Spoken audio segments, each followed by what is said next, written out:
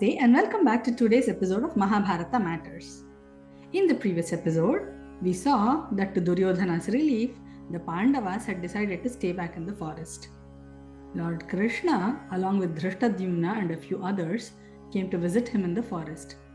Yudhishthira poured his plight to Kṛṣṇa. He was the king and the supporter of all his brothers and his wife. But Kṛṣṇa was his well-wisher and his dearest friend too. He narrated all the incidents from the very beginning to Lord Kṛṣṇa. He said he should have sought his refuge and advice before going into Hastinapura, but he had not. He was repenting his actions now. Now it was Draupadi's turn to pour her heart out and seek comfort in her dear friend Kṛṣṇa. One of Draupadi's names was Kṛṣṇā because she was dark-skinned, just like Lord Kṛṣṇa. So Lord Kṛṣṇa endearingly used to address her as Kṛṣṇā. She retold all the incidents of how the Kauravas had insulted her. She told him how Dushyasana had grabbed her hair, the hair that was sanctified by the holy waters of the Rajasuya Yajna.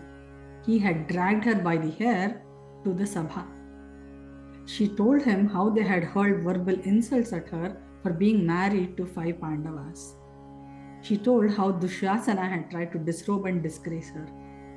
She told how Duryodhana had disrespectfully indicated for her to come and sit on his thigh.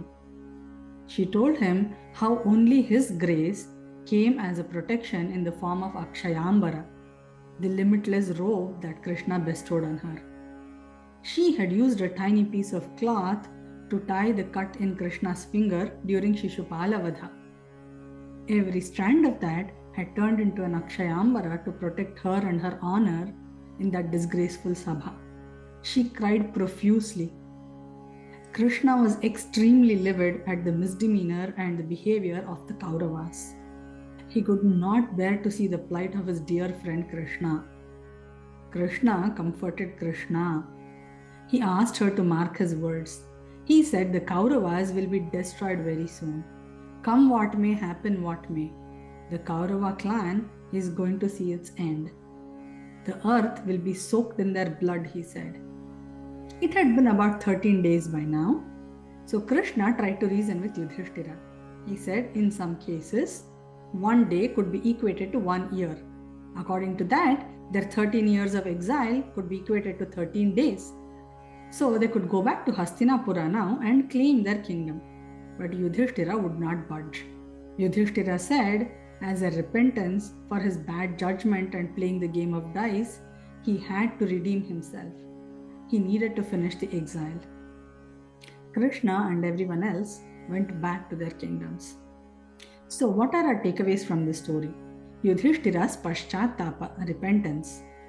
He decided the redemption for himself was to continue and finish the exile. One has to realize his own follies and remediate it himself. He should not need someone else to monitor his actions. Another thing we observe is that hindsight is 20/20. After gambling away everything, Yudhishthira said he should not have gambled. We do that many times. Regret our actions because we have done thoughtlessly. Thinking through our actions before is a better idea than regretting them later on. With these thoughts, we come to the end of today's episode. Remember, in this series, we are discussing matters of Mahabharata because even today, Mahabharata matters. Hari Om.